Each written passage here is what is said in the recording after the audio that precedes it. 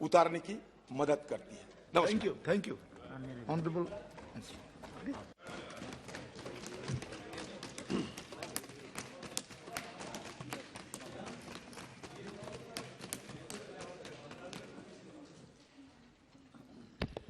बहुत बहुत धन्यवाद अध्यक्ष जी। मान्यवर सांसदों को बहुत धन्यवाद। आपने बड़ी संख्या में रेल बजट के इस डिबेट में भाग लिया और बहुत ही महत्वपूर्ण सुझाव आए। Some of the suggestions were eye openers for me also. Nishikant ji भाई साहब ने जैसे इतिहास की बात बताई, कनिमोजी जी ने जो मल्टीप्लायर की बात बताई, बहुत अच्छे अच्छे सुझाव आए। बहुत सारे सुझाव बहुत प्रैक्टिकल थे। सुभाष जी बहेड़िया साहब के सुझाव, इतिहास की एक नई झलक भी मिली और सांसद गणों ने अपने अपने क्षेत्र की समस्याओं को प्रखर रूप में इस सदन में रखा। बहुत धन्यवाद अध्यक्ष जी। विशेष धन्यवाद आपका अध्यक्ष जी, विशेष धन्यवाद आपका। आपने कल रात में 12 बजे तक सदन में चर्चा चलाई। देश भर में एक बहुत अच्छा संदेश जाता है कि जिन सांसदों को हम चुन के भेजते हैं, उन सांसदों ने इतनी मेहनत करके अपने क्षेत्र की समस्या और जो हमारे देश में, हमारे समाज में, हमारी इकोनॉमी में इतनी एक इम्पॉर्टेंट व्यवस्था है, उसके बारे में एक डिटेल चर्चा हुई। डेमोक्रेसी में इस तरह की घटनाओं से विश्वास बढ़ता है, न कि केवल शोरगुल से। माननीय प्रधानमंत्री जी का बहुत बहुत धन्यवाद। उन्होंने मेरे जैसे एक साधारण कार्यकर्ता को इस तरह की जिम्मेदारी दी और बहुत डिटेल में अपना विजन शेयर किया। माननीय प्रधानमंत्री जी का जीवन बचपन से रेल से जुड़ा है। वो रेल को बहुत भलीभांति से समझते हैं। तकनीकी तौर पे एक साधारण मानवीय के दृष्टिकोण से, एक पैसेंजर के दृष्टिकोण से देश का भविष्य कैसे रेल से बदल सकता है, उस दृष्टिकोण से अपना दूरगामी विचार बहुत डिटेल में शेयर किया, जिससे एक आगे भविष्य में कार्यक्रम करने में मदद मिलती है। सबका साथ सबका विकास उनका एक मूल मंत्र रहता है और आत्मनिर्भर भारत की कल्पना हर एक कार्यक्रम के मूल में रहती है। अध्यक्ष जी, अंत्योदय और आत्मनिर्भर भारत की कल्पना से जुड़ा ये बजट है। मैं 2-3 तरीके से जवाब दे सकता था। एक तरीका था कि जो भी मान्यवर सांसद महोदय ने पॉइंट्स रेज किए उनको एक एक करके जवाब दें। दूसरा तरीका था कि दृष्टि क्या है, विजन क्या है, रेल आज कहां पर है, अगले इस अमृत काल में, अगले 10 वर्षों में, 15 वर्षों में, 20 वर्षों में रेलवे को किस दिशा में लेके जाना है और उसके लिए क्या काम करने। मैंने सोचा मैं सभी सांसद महोदय से तो मैं मिलता ही रहता हूं और मिलता हूं। आप कभी भी पधारें, 5 बजे के बाद में बिना अपॉइंटमेंट के कभी भी कार्यालय में पधारें। मैं सुबह 9 बजे से करीब रात में 9:30-10 बजे तक तो कार्यालय में रहता ही रहता हूं। कभी भी 5 बजे के बाद में आप आए और आपका स्वागत है। बैठ के समाधान करेंगे, ऑफिसर्स भी होते हैं वहां पे। तो फिर मैंने सोचा अध्यक्ष अगर आपकी परमिशन हो तो रेलवे का विजन क्या है और क्या काम कर रहे हैं उस पे फोकस करके रखूं। उसमें मैं कोशिश करूंगा जो मुद्दे उठाए गए उन मुद्दों को एड्रेस करने का। फिर इसके अलावा जो विषय रह जाएंगे उसके लिए मैं निवेदन करूंगा, या तो मैं सांसद महोदय से मिलके या फोन पे बात करके या फिर पत्र के द्वारा सबको जानकारी इंडिविजुअली सबको मैं दे दूंगा। अध्यक्ष जी, आज रेलवे किस मोड़ पर है ये जानने के लिए हमें थोड़ा सा पीछे जाना पड़ेगा। जब प्रधानमंत्री जी श्री नरेंद्र मोदी जी ने नेतृत्व संभाला, पॉलिसी पैरालिसिस का जो माहौल था हम सब जानते हैं, उसके बारे में मुझे विशेष कहने की जरूरत नहीं है। वैसा ही मायूसी का वातावरण रेलवे में भी था और उसका कारण था, सबसे बड़ा कारण था लैक ऑफ इन्वेस्टमेंट। मैं ऑब्जेक्टिव रहूंगा, I will be very objective. Lack of investment सबसे बड़ा था। एक डायरेक्शनलेस वाली बात थी कि डीजल की दिशा में जाना है, इलेक्ट्रिकल की दिशा में जाना है, कौन सी दिशा में जाना है, सेफ्टी के लिए क्या करना है, यूरोपियन सिस्टम लाना है या भारत का कोई सिस्टम डेवलप करना है, इस तरह के बहुत सारे विषय थे। बैठिए ना दादा, बैठिए दादा, दादा बैठिए दादा, दादा बैठिए बैठिए दादा, दादा बैठिए ना प्लीज दादा, बैठिए प्लीज दादा, बैठिए। प्लीज मंत्री जी प्लीज माननीय सर, आप पूरे समय 20 मिनट बोले ना, अब आप मंत्री जी को बोलने दीजिए ना। दादा ना अध्यक्ष जी आप बोलिए। कई अध्यक्ष जी कई वर्षों पुरानी, दशकों पुरानी टेक्नोलॉजी की बात थी, जो कि टेक्नोलॉजी चेंज नहीं हो पा रही थी। जैसे अभी मान्यवर एलओपी साहब ने अभी कुछ देर पहले बोला, जिस लोकोमोटिव की बात की जिससे ट्रैक्शन मोटर नीचे गिरने की, वो सब 1950-1960 की टेक्नोलॉजी के सिस्टम्स चल रहे थे। एक ऐसी परिस्थिति जिसमें एम्प्लॉयज में एक डिपार्टमेंटल राइवलरी के कारण रेलवे और देश को आगे रखने के बजाय अपने डिपार्टमेंट की चिंताएं ज्यादा थी। एक ऐसी परिस्थितियां थी जिसमें रेलवे लगातार मार्केट शेयर लूज करता जा रहा था। ये फैक्ट्स हैं कि आजादी के टाइम में अबाउट 85%, इससे तो संतुष्ट हैं। आजादी के टाइम में 85%।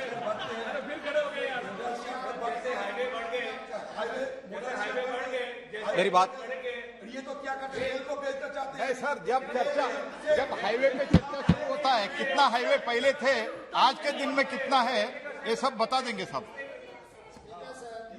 अध्यक्ष जी,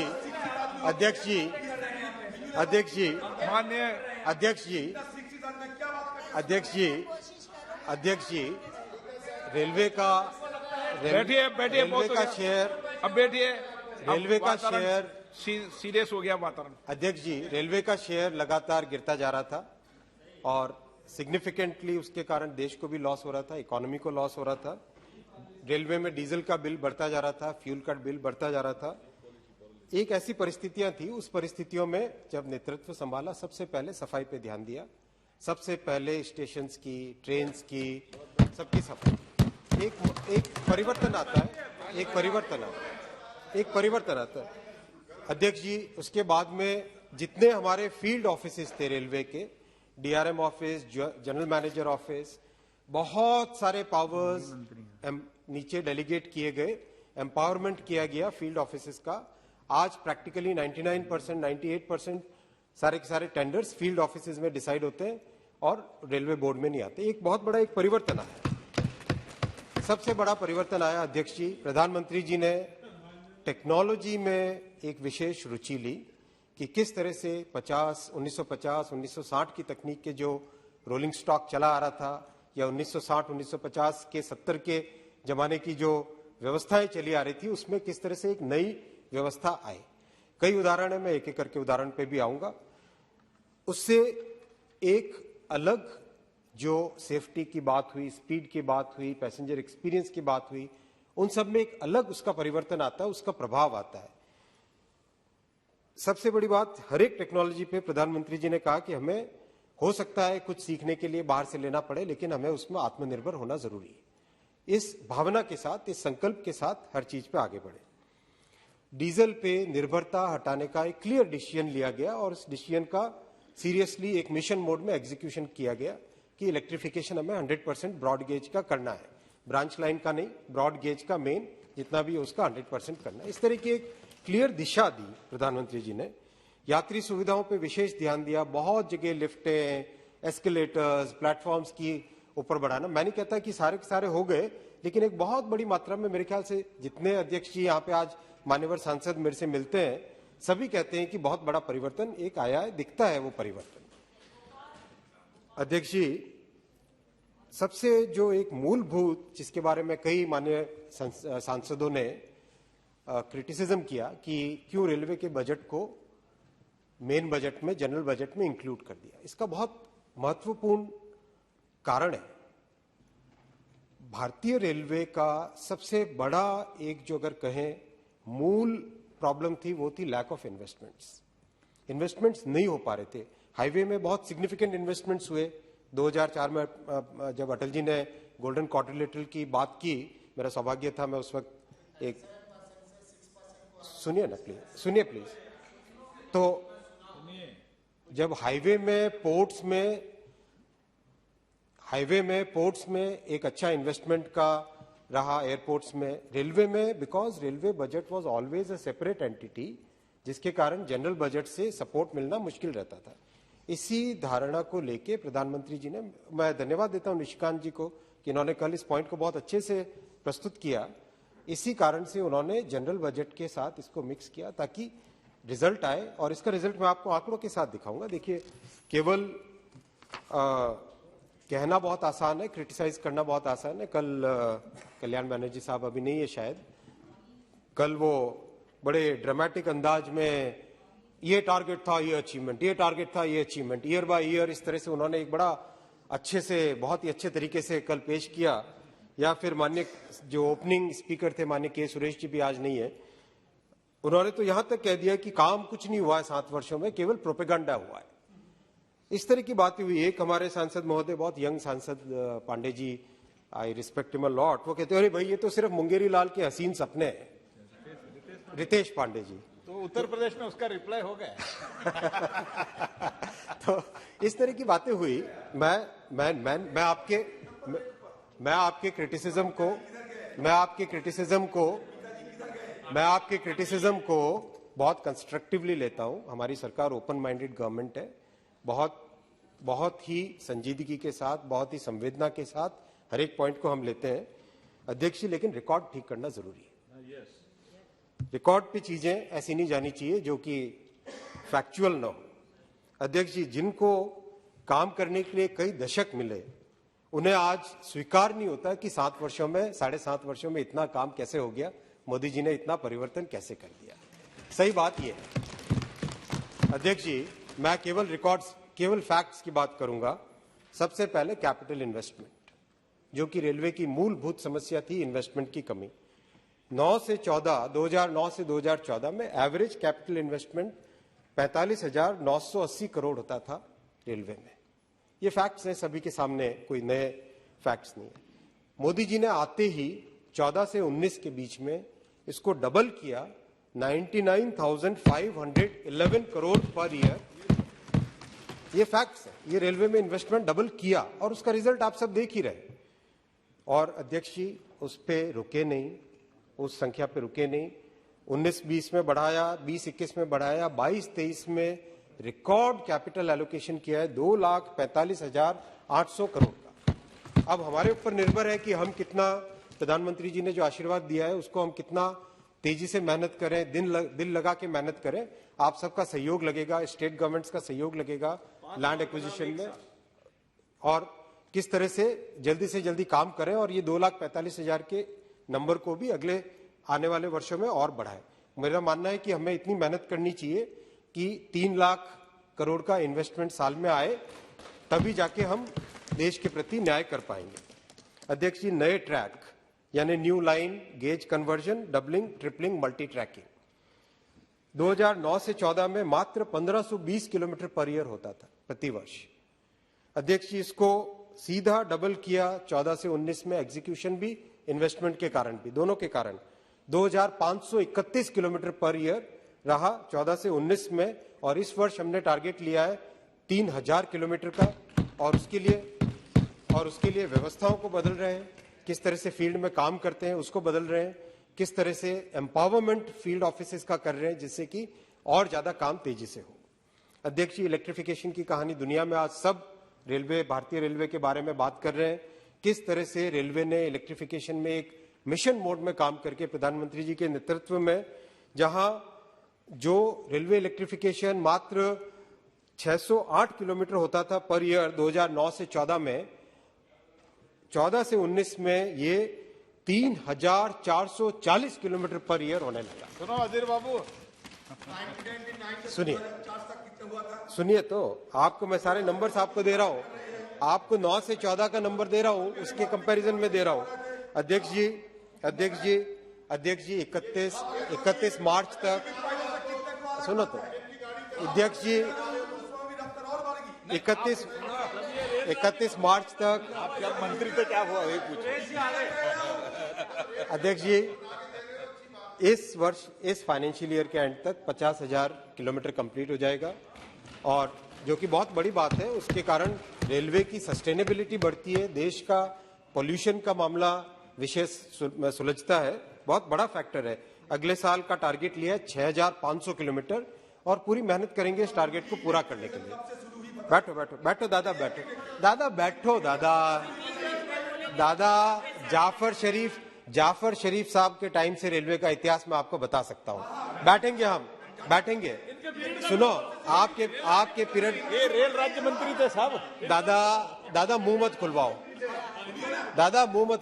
अध्यक्ष जी, माननीय अध्यक्ष जी, मैं आपका संरक्षण चाहता हूँ माननीय। जब अधीर था, जब रेल राज्य मंत्री थे, तब का इतिहास भी बता सकते हैं। माननीय अध्यक्ष जी, नॉर्थ ईस्ट कनेक्टिविटी देश के लिए एक बहुत ही स्ट्रैटेजिक इंपॉर्टेंस है और बहुत ही वहां के लोगों के, भाइयों और बहनों के, हमारे लोगों के सबके एस्पिरेशंस का प्रश्न था। उस एस्पिरेशंस के प्रश्न पर भी यूपीए सरकार के 2009 से 14 के पीरियड में मात्र 2122 करोड़ खर्च होता था।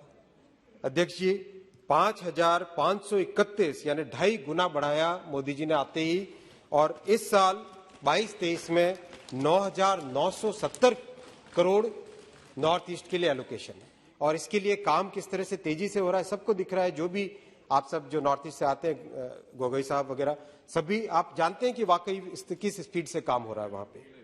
अध्यक्ष जी, अगर उसको संख्या में देखें, कमीशन 9 से 14 में 67 किलोमीटर होता था केवल, अब 194 किलोमीटर पर ईयर होता है, 3 गुने से ज्यादा बढ़ के। अध्यक्ष जी, फ्रेट कॉरिडोर देश के लिए अति महत्वपूर्ण प्रोजेक्ट था। आपके समय में शुरू हुआ था। आप केवल एक रहता था कि ढिंढोरा पीट दिया, पत्थर डाल दिए, काम करने की बात अलग थी। काम हमारे टाइम में हुआ, काम मोदी जी के आने। अध्यक्ष जी 9 से 14 में कितने किलोमीटर कमीशन हुए? कितने किलोमीटर कमीशन हुए? अध्यक्ष जी, कितने किलोमीटर कमीशन हुए? अध्यक्ष जी, मात्र शून्य। अध्यक्ष जी, 9 से 14 में 0 किलोमीटर। और अध्यक्ष जी, मोदी जी ने आने के बाद में 1010 किलोमीटर का फ्रेट कॉरिडोर कंप्लीट कर चुके हैं। 1010 किलोमीटर। ये होता है काम। ये सुनिए दादा। अध्यक्ष जी, मैं सिर्फ आंकड़े दे रहा हूँ, मैं सिर्फ फैक्ट्स दे रहा हूँ। अध्यक्ष जी राज करा दो सर। आपके बार माननीय मंत्री जी 55 साल का आंकड़ा बताना पड़ेगा। अध्यक्ष जी, मैं बहुत सारे आंकड़े और दे सकता हूँ, मैं और आंकड़े और नहीं दूंगा। अध्यक्ष जी, मैं बहुत और आंकड़े दे सकता हूँ। आरयूबी हो 763 होता था, उसकी जगह 1258। इलेक्ट्रिक लोको प्रोडक्शन मात्र 246 होता था, आज इस बार का टारगेट है 685 और एवरेज 473 रहा। एलएचबी कोच का प्रोडक्शन 4 गुना बढ़ा, 372 था, 1986। कई सारी चीजें हैं। अध्यक्ष जी, ये हार्ड फैक्ट्स हैं, ये एक्चुअल अचीवमेंट्स हैं। जो कहते हैं माननीय सुरेश जी, कल ओपनिंग आपका स्पीच था, आप कहते हैं कि ये प्रोपेगेंडा है। मैं अध्यक्ष जी पूछना चाहता हूं सदन से, क्या ये प्रोपेगेंडा है? ये हार्ड फैक्ट्स हैं। अध्यक्ष जी, इनकी समस्या कुछ और है। ये इनकी समस्या नहीं है, ये इनकी दल की समस्या है। इनका कुछ कल्चर ही कुछ और है। अध्यक्ष जी, हमारे नेता प्रधानमंत्री जी दिन रात राष्ट्र निर्माण की तपस्या कर रहे हैं, और इनके नेता कब चले जाते हैं छुट्टी पे, कहां चले जाते हैं, किसको, इनकी समस्या नहीं है अध्यक्ष। ये बेचारे सबके सब सिंसियर है, इनकी प्रॉब्लम नहीं है। पूरा दिन बैठते हैं। पूरा बैठते हैं। कल तो हमारे मैं धन्यवाद दूंगा, एक हमारे मान्यवर सदस्य ने सही बात बोली कि आरआरबी में पहले कैसा करप्शन होता था, अब बिना करप्शन के रिक्रूटमेंट होता है। प्रेमचंद्रन जी, आपको धन्यवाद। अध्यक्ष जी, हमारे नेता जमीन से जुड़े हुए हैं, अभाव की जिंदगी उन्होंने जी है, गरीबी क्या होती है देखी है, रेल की पटरियां क्या होती है, रेल का प्लेटफॉर्म क्या होता है वो देखा है। अध्यक्ष जी, जिनके नेता ने जब परिवार में जन्म लिया तो अपने आप को एक एंटाइटलमेंट की राष्ट्र को आभार मानना चाहिए, परिवारवाद पे आना चाहिए, तो क्या होगा अध्यक्ष जी? अध्यक्ष जी, क्या होगा? कैसे मानेंगे? अध्यक्ष जी, वो कहेंगे कि ये आपकी समस्या नहीं है, आप ये कहोगे ही कहोगे ये प्रोपेगेंडा है, आप ये कहोगे ही कहोगे ये मुंगेरी लाल के हसीन सपने हैं, आप कहोगे ही कहोगे कि ये संभव नहीं है, क्योंकि आप अध्यक्ष जी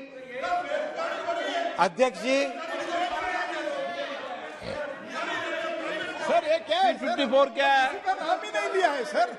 354 में ये है कि आप सदन का सदस्य, आप सदन के सदस्य के बारे में बोल सकते, सदन के सदस्य ने वो तो। अध्यक्ष जी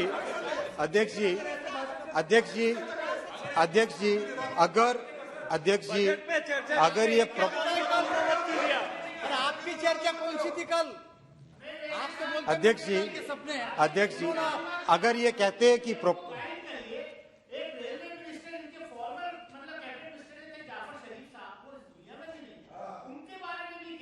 मैंने क्या बोला भाई? वो बोल रहे हैं भैया, बैठिए आप, बैठिए ना, वो बोल रहे हैं, वो बोल रहे हैं।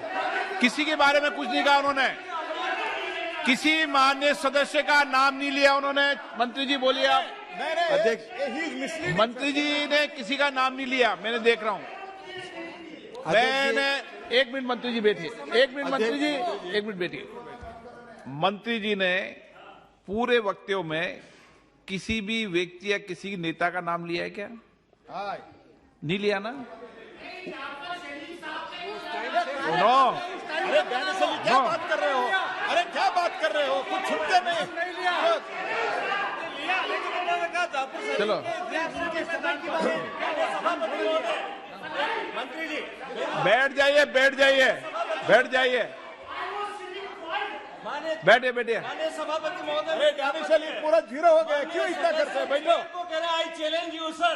अब आप इसको देखिए, आई चैलेंज जो नहीं, अगर चेयर को चैलेंज करेंगे तो सदन से बाहर जाएंगे। चलिए बैठिए। अरे डैनिश अली इनके साथ मिलके एक हो गया और जीरो हो जाएगा। बैठिए आप अभी। जीरो नहीं हुआ है।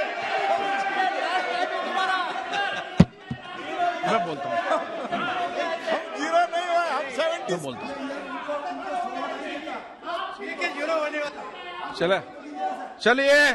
चलिए। हाँ, मैं आपकी बात नहीं, आपकी बात में समझ गया। ठीक है, बहुत हो गया, बैठो ना अभी। अध्यक्ष जी बिल्कुल ठीक। माननीय मंत्री जी, अध्यक्ष जी हाँ, मैं अध्यक्ष जी मैं सही बात कर अध्यक्ष रहा हूं। जी प्लीज,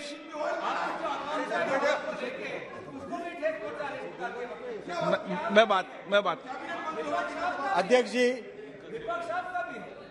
अध्यक्ष जी ये इस मेहनत का, इस इन्वेस्टमेंट का, इस पूरे विजन का और इस विजन को इम्प्लीमेंट करने का नतीजा है कि 70 वर्षों में पहली बार भारतीय रेलवे ने अपना कार्गो में शेयर बढ़ाया है।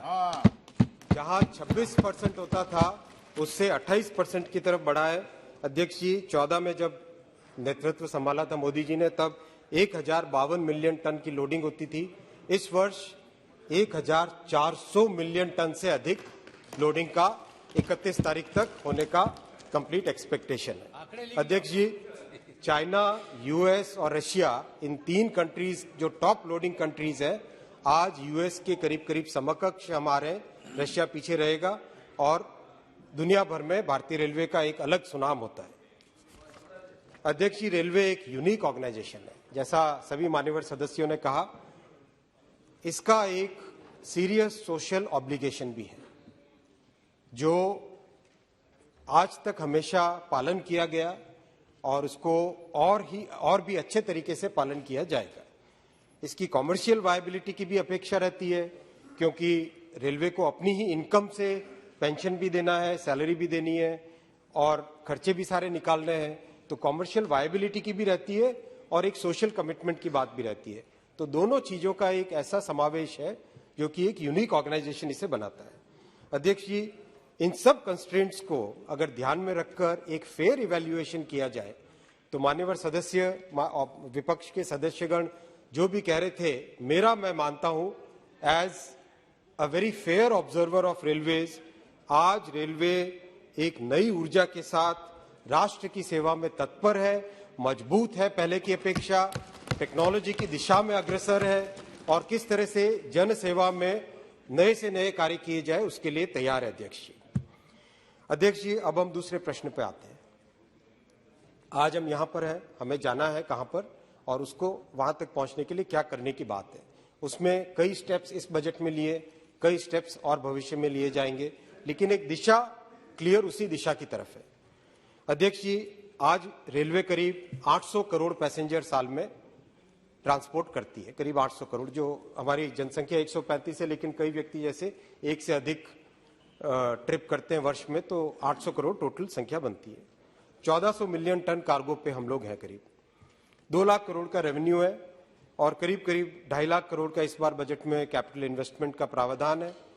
1 करोड़ का रेल परिवार है टोटल। इस परिस्थिति में जो एक्सपेक्टेशन सबके हैं, देश का जो एक्सपेक्टेशन है, देश की लॉजिस्टिक्स कॉस्ट को कम करने के लिए या 135 करोड़ जनसंख्या के देश का ट्रांसपोर्टेशन का सॉल्यूशन देने के लिए, सब तो फ्लाइट से नहीं जा पाएंगे, फ्लाइट से जाना 1000 किलोमीटर से ऊपर के लिए ठीक रहता है, जो ट्रांसपोर्ट की इकोनॉमिक्स कहती है, लेकिन जो एक बहुत बड़ी जनसंख्या है जो रेल से ही जाने की, जी सर, तो इन सब को देखते हुए अगले 10 वर्षों में क्या हमें विजन, क्या टारगेट लेके चलना चाहिए।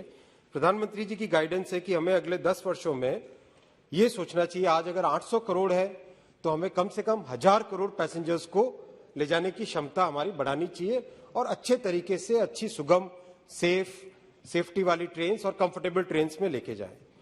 आज अगर 1400 मिलियन टन कार्गो पे है तो 3000 मिलियन टन पे हमें जाना चाहिए और इसका कारण है जो हमारी लॉजिस्टिक्स कॉस्ट है देश की, वो आज करीब 14% है जीडीपी की। जीडीपी हमारा 232 लाख करोड़ का है। 1% अगर कम होती है लॉजिस्टिक्स कॉस्ट तो देश में 2,32,000 करोड़ की सेविंग होती है, जो कि हमारे किसान, हमारे उद्यमी, हम जितने छोटे जितने भी काम करने वाले हैं उन सब के लिए एक बेनिफिट रहता है। तो जब तक हम रेल का शेयर नहीं बढ़ाएंगे तब तक जाके वो बेनिफिट नहीं मिलेगा। इसीलिए 1400 मिलियन टन से 3000 मिलियन टन का एक विजन लेके चल रहे हैं। अध्यक्ष जी, प्रति वर्ष हमें कम से कम 3 लाख करोड़ के इन्वेस्टमेंट लेवल पे पहुंचना होगा। उसके लिए बहुत सारे रिफॉर्म्स करने पड़ेंगे, काम करने की शैली में परिवर्तन करना पड़ेगा। प्रधानमंत्री जी कहते हैं कि 21वीं शताब्दी में 20वीं शताब्दी के माइंडसेट से काम नहीं हो सकता, तो हमें अपना माइंडसेट भी चेंज करना पड़ेगा और हर जगह बहुत सारे प्रैक्टिकल परिवर्तन लाने पड़ेंगे। मैं अध्यक्ष जी, इस विजन के डायमेंशंस कितने सारे हैं। इस विजन को अगर यात्रियों की दृष्टि से देखें, यात्रियों के पॉइंट ऑफ व्यू से देखें, आम नागरिकों के पॉइंट ऑफ व्यू से देखें, तो सबसे बड़ा है विश्व स्तरीय स्टेशन। सबसे बड़ा है अध्यक्ष जी, सबसे बड़ा है एक पैसेंजर अगर आता है स्टेशन पे तो उसको एक फैसिलिटीज ठीक मिलनी चाहिए, तो विश्व स्तरीय स्टेशन। अध्यक्ष जी, 2 बहुत अच्छे एक्सपेरिमेंट्स हुए हैं, गांधीनगर स्टेशन और रानी कमलापति स्टेशन। इसके अलावा और भी बहुत सारे स्टेशंस में इंप्रूवमेंट्स हुए हैं और अभी बायपनहल्ली बेंगलोर के पास में वो भी कंप्लीट हो गया है। अब इन स्टेशन से जो लर्निंग आई है, इस लर्निंग से लार्ज स्केल पे वर्ल्ड क्लास स्टेशंस का निर्माण करने का प्रधानमंत्री जी का विजन है। हमें अपनी परिस्थितियों के हिसाब से सीखना पड़ेगा। किसी मॉडल को हम बाहर से इंपोर्ट करके सीधा नहीं लगा सकते। अपनी जमीन की जरूरतों के हिसाब से हमें अपना मॉडल डेवलप करना पड़ेगा और हमारे इंजीनियर्स में काबिलियत है। अध्यक्ष जी, आधुनिक ट्रेन की बात है, जो माननीय एलओपी साहब कह रहे थे इंपोर्ट करने की, कोई इंपोर्ट करने की बात नहीं। अध्यक्ष जी, 40-50 वर्षों से पुराने आईसीएफ कोच चल रहे थे, एलएचबी कोच 1970-1980 की टेक्नोलॉजी के, आईसीएफ कोच 1950-1960 की टेक्नोलॉजी से। प्रधानमंत्री जी ने आके 2017 में संकल्प दिया कि वर्ल्ड क्लास ट्रेन का डिजाइन भारत में ही करो, उसको डेवलप करो, भारत में ही मैन्युफैक्चर करो और एम लो, संकल्प लो कि कुछ वर्षों में वो एक्सपोर्ट करने की परिस्थिति में आना चाहिए। 2017 में दादा, मैं अध्यक्ष जी से बात करूंगा। आप अध्यक्ष जी से, आपसे ज्यादा मेरा एक्सपीरियंस है, मेरे से ज्यादा आपका एक्सपीरियंस है। अध्यक्ष जी को करो ना। अध्यक्ष जी उस यात्रा पे, हाँ बोलिए।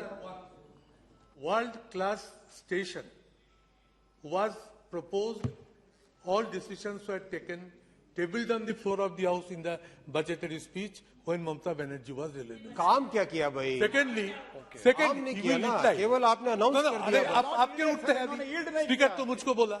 Secondly, sir, world-class train means what? I have the right to know. World-class train mean what?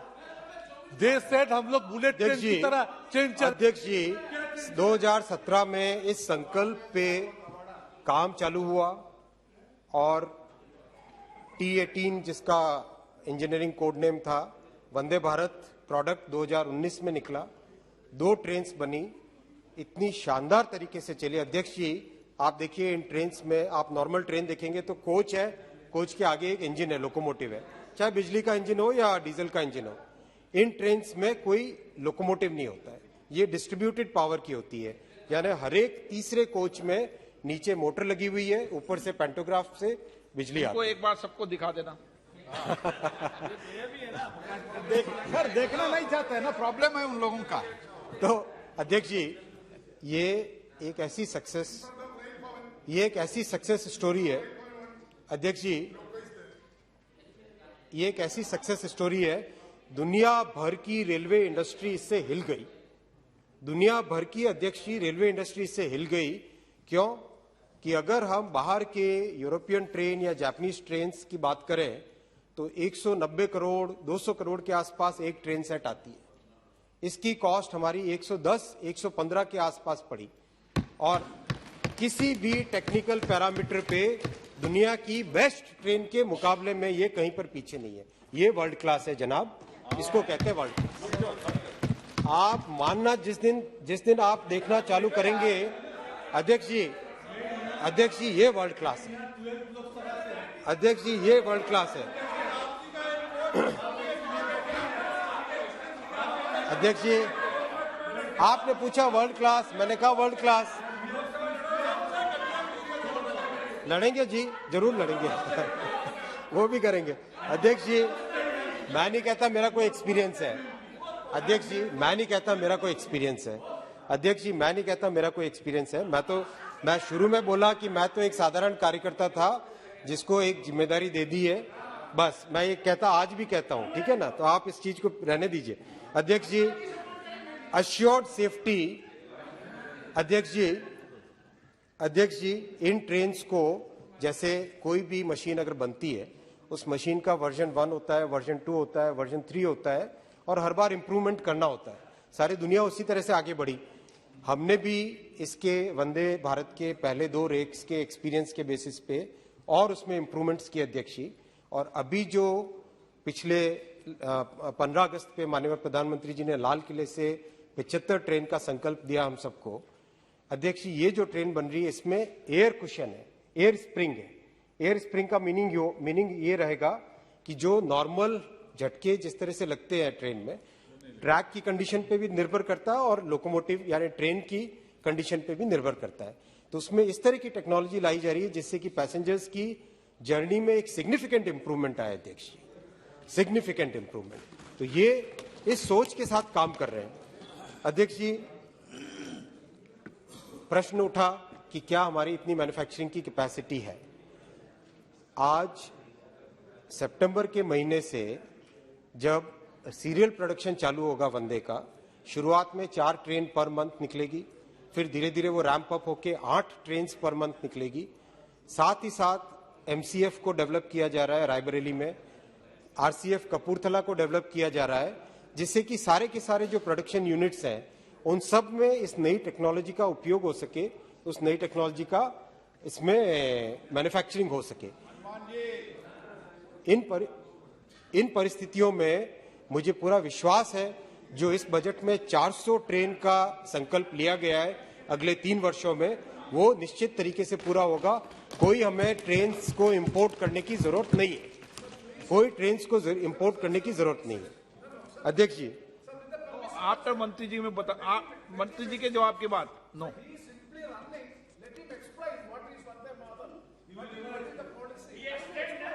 इससे ज्यादा क्या मैं और ज्यादा जाए। अध्यक्ष जी, मैं पूरा टेक्निकल लेक्चर भी इस पे दे सकता हूं, लेकिन मुझे टेक्निकल लेक्चर नहीं देना है। कभी भी आप मेरे से मिले, मैं जरूर आपको डिटेल में समझाऊंगा। अध्यक्ष जी, अश्योर्ड सेफ्टी, अध्यक्ष जी, अश्योर्ड सेफ्टी रेलवे का संकल्प है। इसमें बहुत ज्यादा मेहनत करने की जरूरत है। सबसे पहले टेक्नोलॉजी जो चेंज हो रही है, उस टेक्नोलॉजी के चेंज होने से बहुत बड़ा फायदा होता है। अध्यक्ष जी, सरकार ने 2018 में एक क्लियर डिसीजन लिया कि आईसीएफ के कोचेज मैन्युफैक्चर नहीं करेंगे, सिर्फ एलएचबी के ही करेंगे। जो एग्जिस्टिंग है उनको तेजी से चेंज किया जा रहा है, तेजी से रिप्लेस किया जा रहा है। प्लस जो ट्रेन सेट्स आएगी उसकी सेफ्टी का लेवल ही अलग है। और सबसे बड़ी बात, जो ऑटोमेटिक ट्रेन प्रोटेक्शन होता है, ऑटोमेटिक ट्रेन प्रोटेक्शन किसी भी रेलवे सिस्टम के लिए सबसे क्रूशियल टेक्नोलॉजी होती है।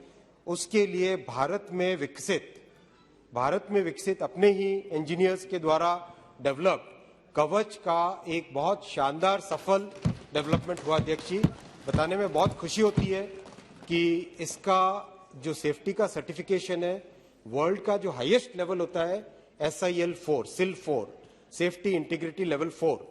SIL 4 का मीनिंग होता है, अगर आम भाषा में बात करें, 11,600 वर्षों तक जो मशीन काम करे, सिर्फ एक बार फेल होगी, सिर्फ एक बार फेल होने की संभावना उसकी। ये होता है SIL 4 का लेवल। इस लेवल का सर्टिफिकेशन इसका इंटरनेशनल एजेंसीज, जो इंटरनेशनल सेफ्टी असेसर्स होते हैं, उनके द्वारा किया गया है। तो ये लेवल का है। कॉस्ट उसकी सिग्निफिकेंटली कम बाकी दूसरे विदेशी सिस्टम से। तो इस तरह का सिस्टम डेवलप किया। अब इस वर्ष बजट में 2000 किलोमीटर का टारगेट लिया है। उससे लर्निंग आएगी, सीखेंगे, फिर और उसको अपग्रेड करना पड़ेगा। 3000, 4000, 5000 किलोमीटर पर ईयर इसको आगे इंस्टॉल करना है। अध्यक्ष जी, तो अध्यक्ष जी, ये हुआ यात्रियों की दृष्टि से।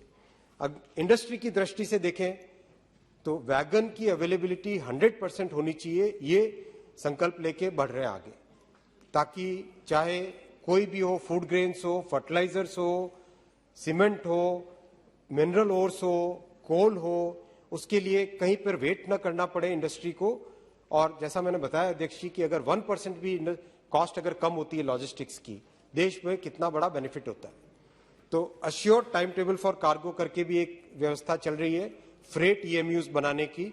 और सबसे बड़ी बात अध्यक्ष जी, अगर हम छोटे किसानों के और छोटे उद्यमियों की नजर से देखें, उनकी दृष्टि से क्या प्लानिंग है। अध्यक्ष जी, बहुत अच्छे एक्सपेरिमेंट किए जा रहे हैं। क्यूबॉइड जो कि 2.5 टन का ले जा सकता है कार्गो, वो देखा जा रहा है। एक जो एल्यूमिनियम के एयरलाइंस में कंटेनर यूज होते हैं, उस पर एक्सपेरिमेंट चल रहा है। और तीसरा एक्सपेरिमेंट चल रहा है अध्यक्ष जी इसके प्लास्टिक के कंटेनर्स पे।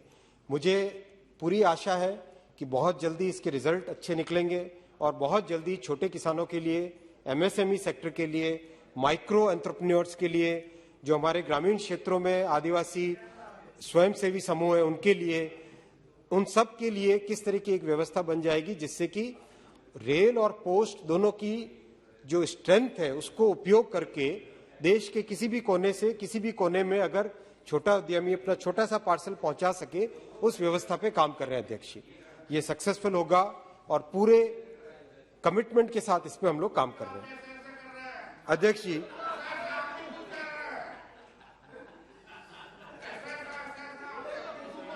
आप अपने झरोखे, आप अपनी नजरों में झांक लो, आईने में झांक लो। अध्यक्ष जी, ये अध्यक्ष जी भारत की संस्कृति, कल एक मान्यवर सदस्य ने कहा था टूरिज्म में रेलवे का बहुत अच्छा उपयोग हो सकता है। इसके ऊपर भी प्रधानमंत्री जी ने एक बहुत अच्छा कॉन्सेप्ट दिया भारत गौरव ट्रेन का, और जिसका पहला एग्जाम्पल रामायण एक्सप्रेस बहुत अच्छा चल पड़ा है। साथ ही साथ इसको और भी बहुत सारे सर्किट्स हैं जिसकी परिकल्पना चल रही है, जिसमें IRCTC भी काम कर रही है, टूर ऑपरेटर्स भी काम कर रहे हैं। और देश की संस्कृति को दिखाने का इससे सुंदर क्या तरीका हो सकता है। इसी तरीके से देश की संस्कृति का एक्सपीरियंस करवाने का प्रयास एक चल रहा है अध्यक्ष जी। आने वाली जनरेशन्स की दृष्टि से देखें, कल एक मान्यवर सांसद महोदया ने कहा कि भारत की मिट्टी में बुलेट ट्रेन को चलाने की क्षमता ही नहीं है।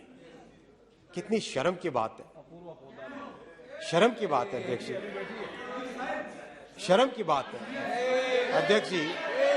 जो लोग माँ माटी मानुष की बात करते हैं अध्यक्ष जी, जो लोग माँ माटी मानुष की बात करते हैं वो माँ पे भी विश्वास नहीं करते, माटी पे भी विश्वास नहीं करते। ऐसे अध्यक्ष जी जो न माँ पे विश्वास करते न माटी पे विश्वास करते, कैसे मानुष है ये, कैसे मानुष है अध्यक्ष जी। अध्यक्ष जी मैं आंकड़े दूंगा अध्यक्ष जी, I am not yielded, I am not yielded अध्यक्ष जी, अध्यक्ष जी मैं आंकड़े दूंगा अध्यक्ष जी। गुजरात में अध्यक्ष जी, अध्यक्ष जी एक मिनट आप सब बैठिए, एक मिनट बैठो आप, एक मिनट बैठो आप, एक मिनट बैठिए अध्यक्ष जी। एक मिनट मैं सभी माननीय सदस्यों से आग्रह करूंगा कि रेल बजट पर लगातार 13 घंटा चर्चा होगी और मंत्री जी ने 13 घंटे ही बैठकर शांति से सबकी बात सुनी, एक बात पूरा मतलब पूरे टाइम ये यहां पे रहे। आपकी कोई भी बात ऐसी होगी तो मंत्री जी को पूरा जवाब देने दे, कोई बात होगी तो मैं आपको हाँ बैठिए बैठिए नहीं होगा सर, ये नहीं चलेगा। ये क्या कर रहे हैं आप लोग, ये क्या कर रहे हैं साहब? 13 घंटे तक हम बैठ के सुने हैं इधर। बीच में नहीं, नहीं ही नॉट नीडेड। अरे जीरो हो गए, बैठो यार, बहुत बात मत करो सर। अरे बैठो यार।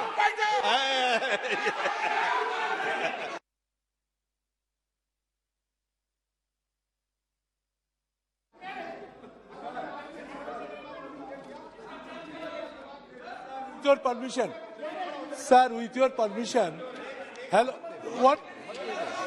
अध्यक्ष जी है ना अध्यक्ष जी।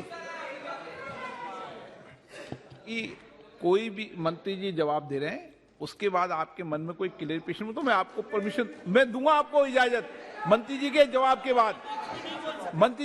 के बाद दूंगा। अध्यक्ष जी मुंबई से अहमदाबाद, अध्यक्ष जी मुंबई से अहमदाबाद बुलेट ट्रेन प्रोजेक्ट में गुजरात। एक मिनट बैठो। क्या कल्याण जी बेल में आकर आप कह रहे हो, आप जब बोल रहे थे तो कोई ने टोका क्या? तो फिर क्या तरीका है बताइए। आपको टोका क्या कोई ने? आप भी फिर बोलो ये भी टोकेंगे हर चीज तरीके से। मैंने जब कह दिया आपको कि मंत्री जी के जवाब के बाद मैं नेताजी को दूंगा, ये सिंसियर सदस्य है, वरिष्ठ सदस्य हैं, मैं इनको मौका दूंगा, मैंने कहा है, मैं मौका दिया आपको। नो बैठिए आप। हाँ अध्यक्ष जी मुंबई से अहमदाबाद बुलेट ट्रेन प्रोजेक्ट में मुंबई से दूंगा, ये मैंने कहा है।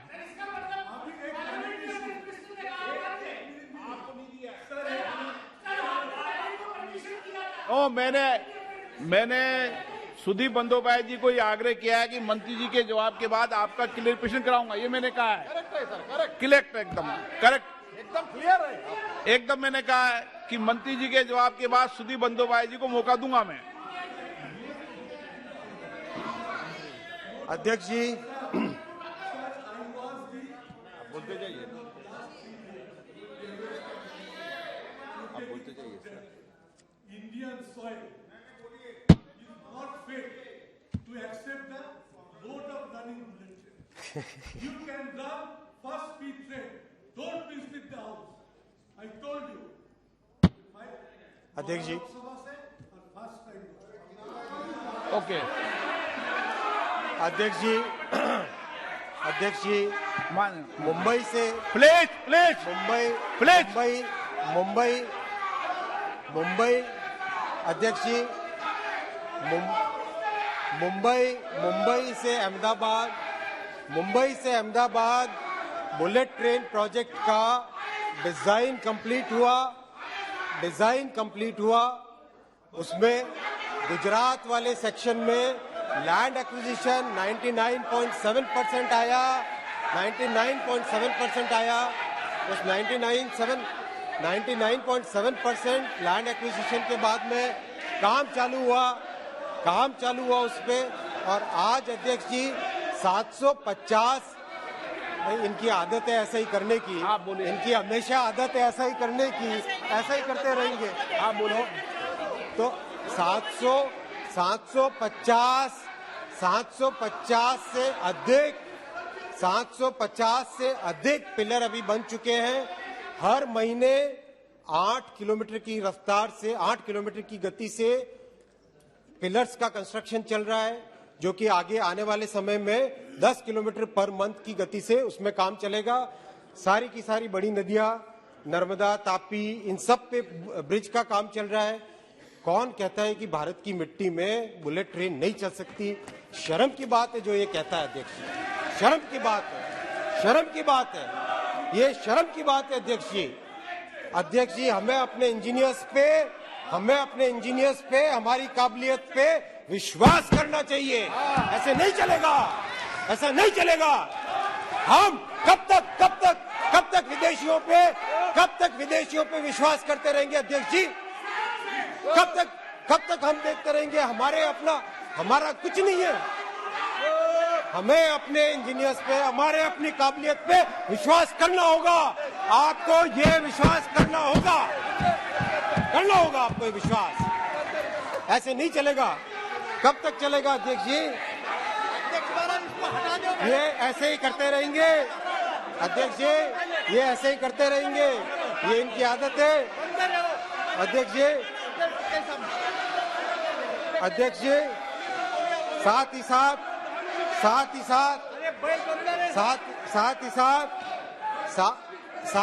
अध्यक्ष जी, जो वंदे भारत है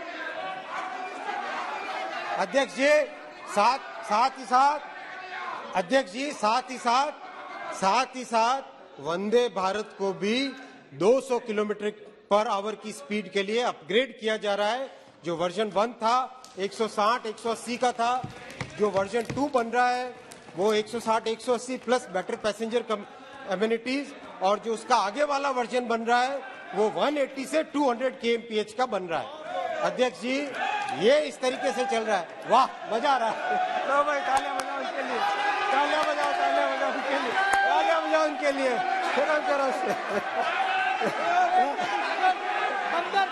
बंदर की तरह नाच रहे हैं अध्यक्ष जी।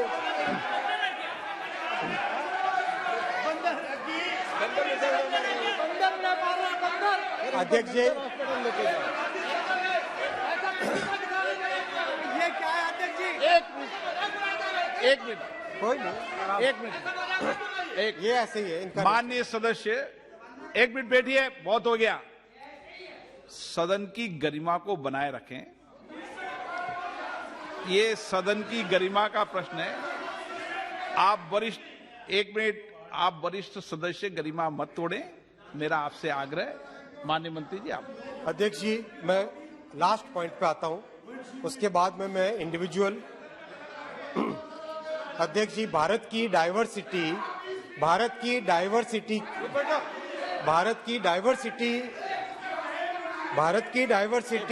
एक सेलिब्रेटेड डाइवर्सिटी। अध्यक्ष जी, आप नॉर्थ से साउथ में जाएं, ईस्ट से वेस्ट में जाएं, देश के किसी भी कोने में जाएं, हर जगह का अपना एक स्पेशल प्रोडक्ट है, अपनी एक विशेषता है, अपना एक विशेष खान पान है, अपना एक विशेष कल्चरल उसकी हेरिटेज है। उस गरिमा को, उस डाइवर्सिटी को ध्यान में रखते हुए प्रधानमंत्री जी ने वन स्टेशन वन प्रोडक्ट का कॉन्सेप्ट इस बार बजट में अनाउंस किया है। अध्यक्ष जी, इस कॉन्सेप्ट में देश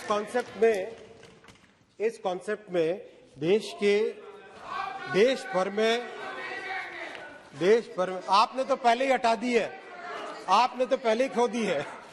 अध्यक्ष जी, देश अभी अभी जो आप अध्यक्ष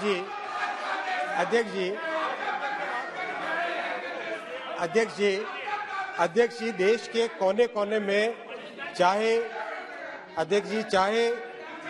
बिहार की मधुबनी पेंटिंग हो, चाहे आंध्रा का एटिकोपक्का टॉयज हो, वुडन टॉयज, चाहे बंगाल में तांती हैंडलूम साड़ीज हो, हैंडलूम टेक्सटाइल्स हो, चाहे आसाम का गमछा हो, चाहे बैंगलोर की चन्ना पटना वुडन टॉयज हो, चाहे चेन्नई की कांचीपुरम साड़ी हो, चाहे तिरुपति के पास में जो काम होता है कलमकारी साड़ी का, चाहे उड़ीसा में कोकोनट मैट के प्रोडक्ट, सिल्वर और स्टोन की ज्वेलरी, चाहे नागपुर के बैम्बू हैंडीक्राफ्ट्स, अभी अपना इनका इमेजिनेशन चल रहा है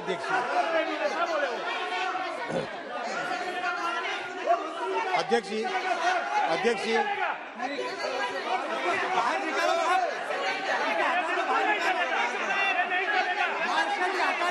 कोई बात रिकॉर्ड में नहीं जा रही है, बैठ जाइए, कोई रिकॉर्ड में नहीं जा रही।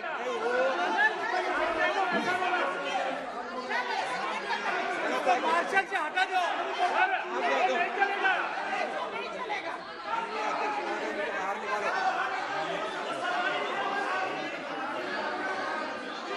मार्शल को बुला के इसको हटा दो। अध्यक्ष जी, चाहे बैम्बू हैंडीक्राफ्ट्स हो, सब बैठ जाइए, एक बार सब बैठ जाइए। माननीय सदस्य, किसी भी माननीय सदस्य ने सदन की गरिमा को तोड़ने का प्रयास किया तो मैं सदन से सहमति चाहता हूं कि गरिमा को नहीं तोड़ने जाएगा।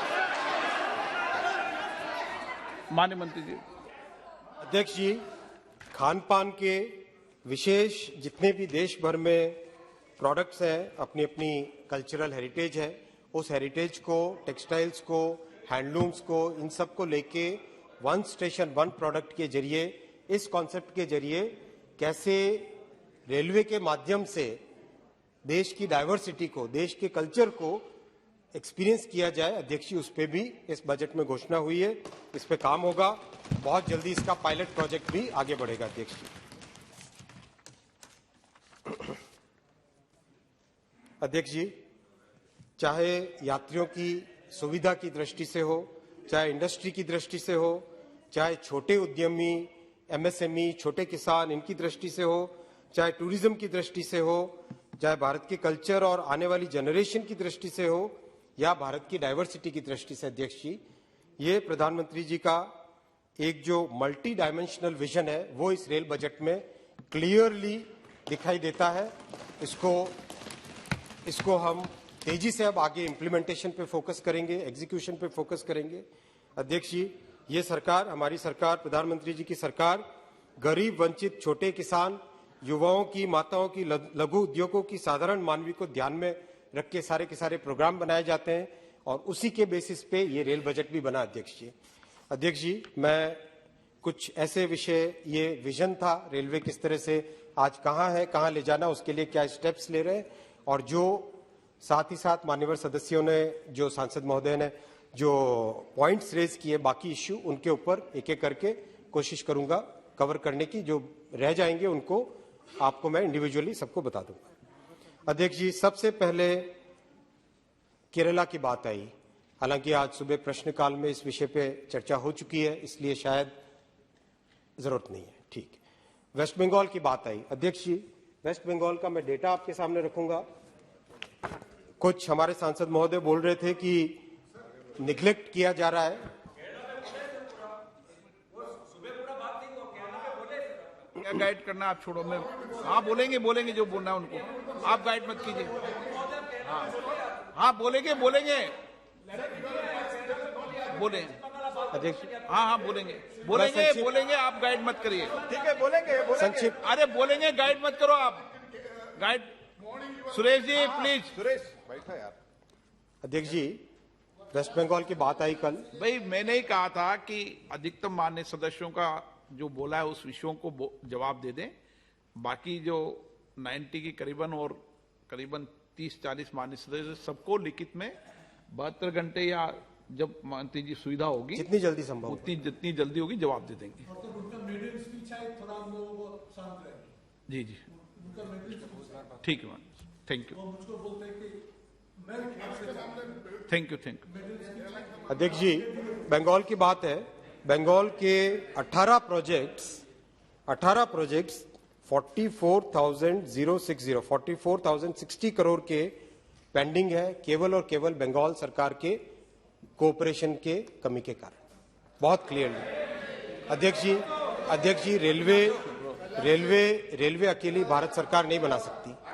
रेलवे में अध्यक्ष जी, मानिए प्लीज, आप बेटे की बात कर रहे हैं। चाहे कोई भी राज्य हो, कल बंगाल में स्पेसिफिकली पूछा था इसलिए मैंने बंगाल का बोला, लेकिन कोई भी राज्य हो अध्यक्ष जी, जब तक स्टेट और सेंटर कोऑपरेट नहीं करेंगे, कोलैबोरेट नहीं करेंगे, तब तक रेलवे की प्रोग्रेस नहीं हो सकती।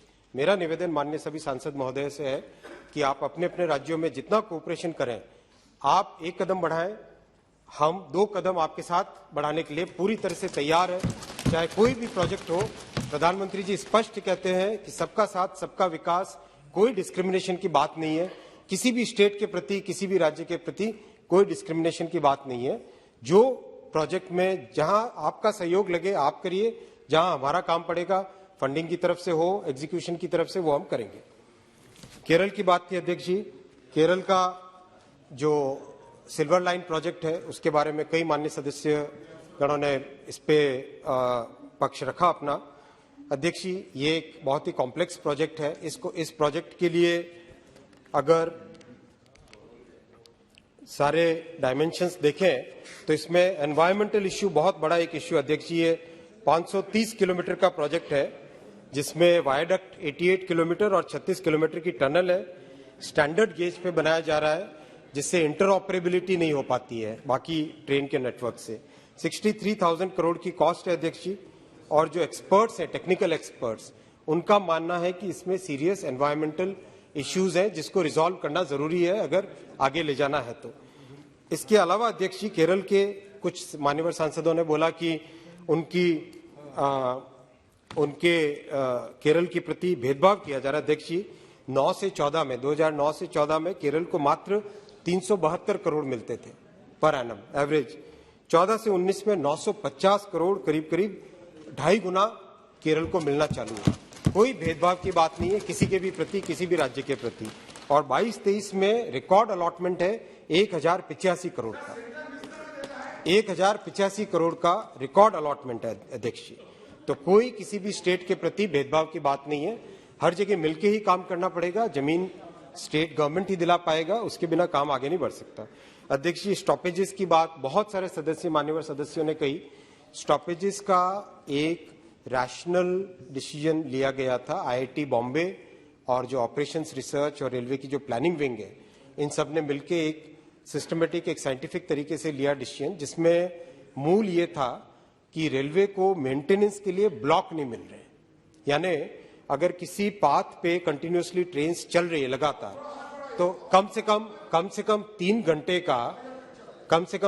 घंटे का उसमें ब्लॉक पीरियड चाहिए जिसमें कि रेलवे अपना मेंटेनेंस का काम कर सके।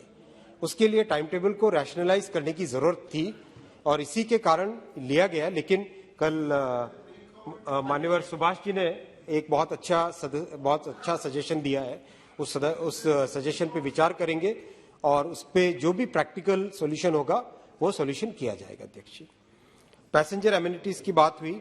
एक मान्यवर सदस्य ने कल बहुत अच्छा सुझाव दिया कि जैसे आपने इलेक्ट्रिफिकेशन का एक मिशन मोड में किया, वैसे ही प्लेटफॉर्म्स को रेज करने का काम हो या फिर कवर वाला काम हो या फिर जो बेंचेस का काम हो, उसको भी एक मिशन मोड में लेके कंप्लीट करें।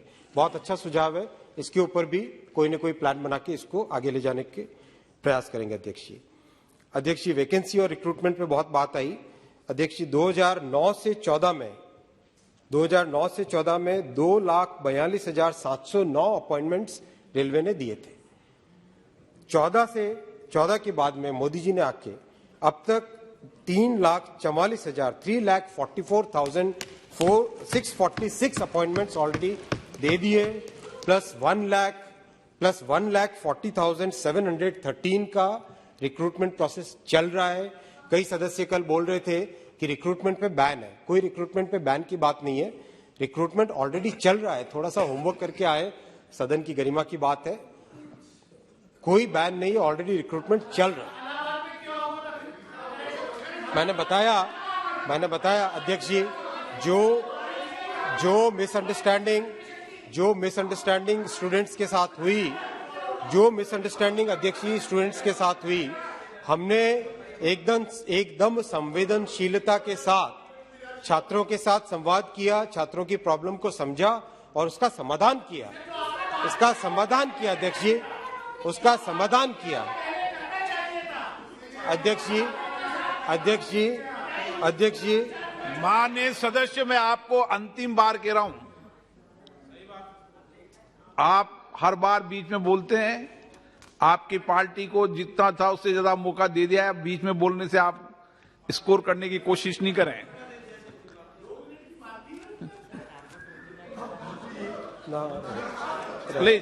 Please no. माननीय मंत्री जी, आप अध्यक्ष जी, मंत्री जी आप। हाँ जी अध्यक्ष जी, इसके अलावा जितने भी विषय मान्यवर सदस्यों ने रखे हैं, मैं किसी इंडिविजुअल प्रोजेक्ट पे इसलिए नहीं बोलना चाहता क्योंकि बहुत इसमें समय भी लगेगा और हर एक प्रोजेक्ट के ऊपर डिटेल डिस्कशन करने की जरूरत है। जब तक डिटेल डिस्कशन नहीं हो तब तक आप हमारा मत समझे, हम आपका मत समझे, उसके लिए एक चर्चा की जरूरत रहती है। तो मैं निवेदन करूंगा सभी सदस्यों के पॉइंट्स इसमें रखे गए, एक साथ टीम ने कंपाइल किया है। हाँ, मैं प्राइवेटाइजेशन की बात करता हूँ अध्यक्ष जी, मैं प्राइवेटाइजेशन की बात करता हूँ। एक मुद्दा जो कई सदस्यों ने उठाया अध्यक्ष जी, ये एकदम प्योर हाइपोथेटिकल पॉइंट है सदस्यों की तरफ से जिन्होंने उठाया है। मैं निवेदन करूंगा अध्यक्ष जी, ट्रैक किसका है?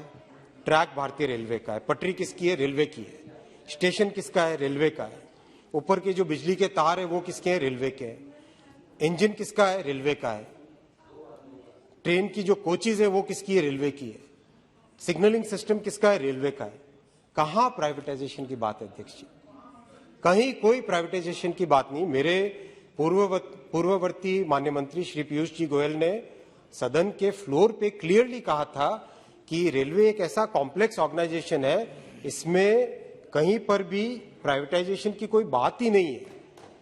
कोई प्राइवेटाइजेशन की, रेलवे के प्राइवेटाइजेशन की बात नहीं है अध्यक्ष जी। एकदम स्पष्ट है, एकदम स्पष्ट है, ये एकदम स्पष्ट है। कुछ मान्यवर सदस्यों ने कहा कि फ्रेट ट्रेन्स को प्राइवेटाइज किया जा रहा, बिल्कुल नहीं है। कोई फ्रेट ट्रेन को प्राइवेटाइजेशन का कोई प्लान नहीं है। और अध्यक्ष जी, प्राइवेटाइजेशन के बारे में बहुत स्पष्ट भारत सरकार की जो नीति है उसमें क्लियरली रेलवे को लिखा गया है कि रेलवे एक स्ट्रैटेजिक सेक्टर है। उस स्ट्रैटेजिक सेक्टर की सोशल ऑब्लिगेशंस है, उस सोशल ऑब्लिगेशंस और कमर्शियल वायबिलिटी को देखते हुए इसके प्राइवेटाइजेशन की कहीं पर कोई चर्चा नहीं है, कोई प्लानिंग नहीं है अध्यक्ष जी। तो ये सारे बड़े बड़े पॉइंट्स आए अध्यक्ष जी। बाकी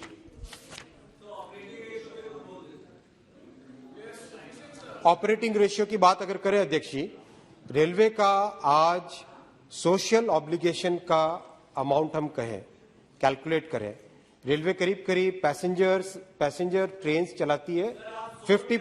सुनिए तो अगर आप पूछेंगे तो सुनना तो पड़ेगा ना भाई, सुनना तो पड़ेगा ना। तो लीडर नहीं है अभी। 50% ₹1.16 कॉस्ट आती है, उसकी जगह 48 पैसे लेते हैं। सोशल ऑब्लिगेशन की टोटल अगर अमाउंट क्वांटिफाई करें तो रेलवे पैसेंजर सर्विसेज पे सब्सिडी देती है देश भर में करीब करीब 60,000 करोड़ से थोड़ी सी ज्यादा। उसमें सबअर्बन के लिए करीब करीब 7,000 करोड़ की सब्सिडी देती है। अगर सोशल ऑब्लिगेशन की कॉस्ट निकाल देते, जो कि दुनिया के सारे रेलवे से आप कंपेयर कर रहे थे कल, तो दुनिया की रेलवे को अगर कंपेयर करते, सोशल ऑब्लिगेशन की कॉस्ट निकाल देते, तो रेलवे का ऑपरेटिंग रेशियो करीब करीब 85% आता। लेकिन सोशल ऑब्लिगेशन की कॉस्ट को मिलाने के बाद में जरूर 100 से थोड़ा नीचे है, वायबिलिटी है, लेकिन जैसे जैसे फ्रेट बढ़ेगा, कार्गो बढ़ेगा, वैसे वैसे बढ़ेगा।